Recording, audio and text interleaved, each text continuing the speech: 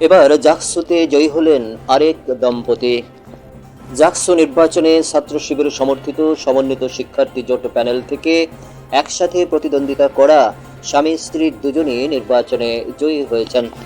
স্বামী হাফেজ তারিকুল ইসলাম কার্যকরী সদস্য পদে 1746 ভোটে পেয়ে এবং স্ত্রী নিগার সুলতানা সহ সমাজসেবা ও মানব সেবা উন্নয়ন সম্পাদক ছাত্রী পদে 2966 ভোট পেয়ে জয়লাভ করেছেন। শনিবার 13 সেপ্টেম্বর সন্ধ্যায় বিশ্ববিদ্যালয়ের সিনেট ভবনে প্রকাশিত জাকসুর ফলাফল থেকে এ তথ্য জানা যায়।